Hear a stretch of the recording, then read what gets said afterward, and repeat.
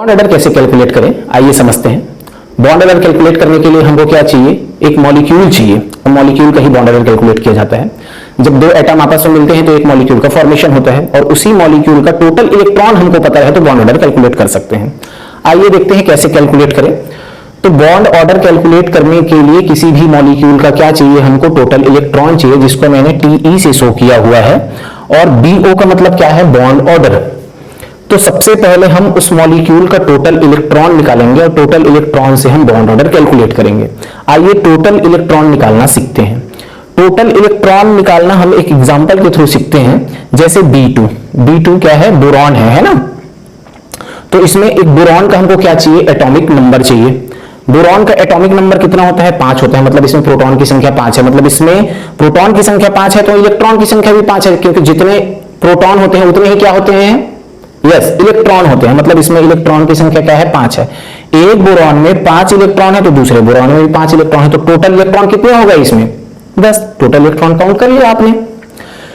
चलिए N2 में देखते हैं टोटल इलेक्ट्रॉन कितना है। तो N2 में टोटल इलेक्ट्रॉन देखने के लिए नाइट्रोजन का एटॉमिक नंबर चाहिए। तो नाइट्रोजन का एटॉमिक नंबर कितने हैं, 7 है। मतलब इसमें प्रोटॉन की संख्या कितनी है, 7 है।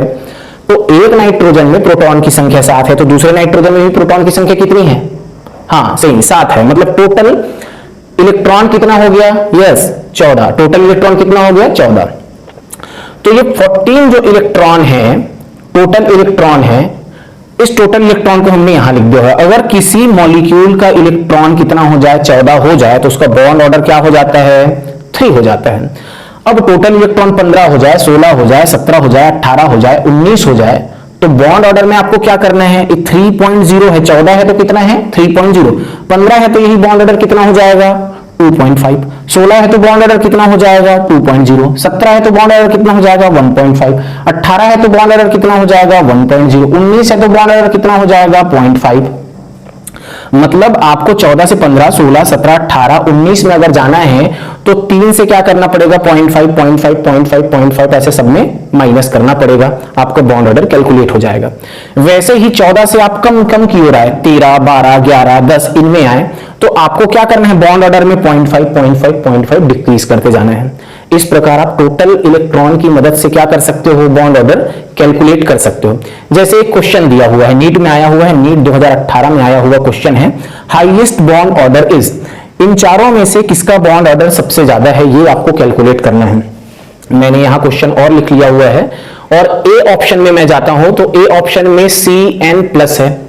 CN+ है, मतलब मेरे को क्या चाहिए, कार्बन का एटॉमिक नंबर चाहिए, क्योंकि टोटल इलेक्ट्रॉन कैलकुलेट करने के लिए हमको क्या चाहिए, एटॉमिक नंबर चाहिए। और एटॉमिक नंबर क्या होता है, प्रोटॉन की संख्या होती है, और जितने प्रोटॉन होते हैं उतने ही क्या होते हैं, हाँ इलेक्ट्रॉन होते हैं। तो इसमें इलेक्ट्रॉन की संख्या कितनी है, 6। नाइट्रोजन का एटॉमिक नंबर कितना है, 7। तो इसमें इलेक्ट्रॉन की संख्या क्या हो गई, 7। तो 7 और 6 कितने हो गए, 13।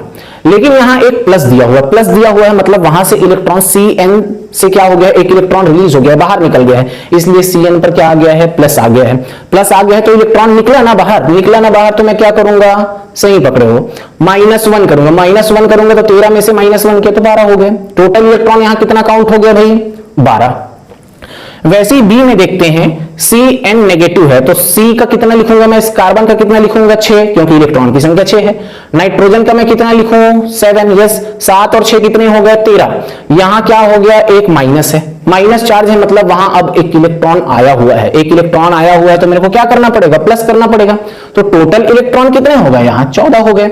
वैसे ही N और O में टोटल इलेक्ट्रॉन कितने हो गए, 15 हो गए, क्योंकि इसका 7 और इसका 8, दोनों कितने हो गए, 15 हो गए। वैसे ही D में देखते हैं, C और N में टोटल इलेक्ट्रॉन कितना है, तो टोटल इलेक्ट्रॉन 6 और 7 13 हो गए।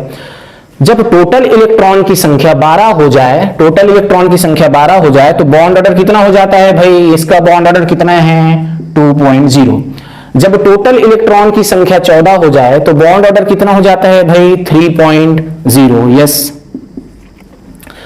जब टोटल इलेक्ट्रॉन की संख्या 15 हो जाए तो बॉन्ड ऑर्डर कितना हो जाता है, 2.5, ये 2.5 हमने लिख दिया। जब टोटल इलेक्ट्रॉन की संख्या 13 हो जाए तो बॉन्ड ऑर्डर कितना हो जाता है भाई, 2.5। अब इसमें बताइए सबसे ज्यादा बॉन्ड ऑर्डर किसका है, CN+ का है, CN- का है, NO का है, या फिर CN का है। तो सबसे ज्यादा बॉन्ड ऑर्डर हमको किसका दिख रहा है, CN- का है। कितना है, 3। तो इसका करेक्ट आंसर क्या होगा, बी। आइए देखते हैं next question. Correct bond order is, इसमें जो है करेक्ट बॉन्ड ऑर्डर का सीक्वेंस हमको बताना है। ये भी नीट 2015 में आया हुआ क्वेश्चन है। तो आपको क्या करना है, इसमें से ऑक्सीजन का बॉन्ड ऑर्डर निकालना है। तो इसमें क्या चाहिए आपको, उस O2 का क्या चाहिए, आपको टोटल इलेक्ट्रॉन चाहिए। तो O2 का अगर आप टोटल इलेक्ट्रॉन निकाल लेते हो तो बॉन्ड ऑर्डर आप फाइंड कर सकते हो। वैसे ही जहां जितना भी पॉजिटिव दिखे, जैसे O2 में क्या है, एक पॉजिटिव है, जितने भी प्लस हो जाए उतना ही आपको टोटल इलेक्ट्रॉन में क्या करना है, माइनस करना है। देखो जैसे मैंने यहां माइनस किया हुआ है।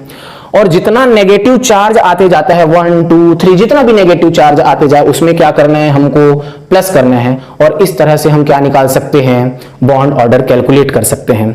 तो क्वेश्चन नंबर 2 का आंसर आप कमेंट करके बताइए। Thank you.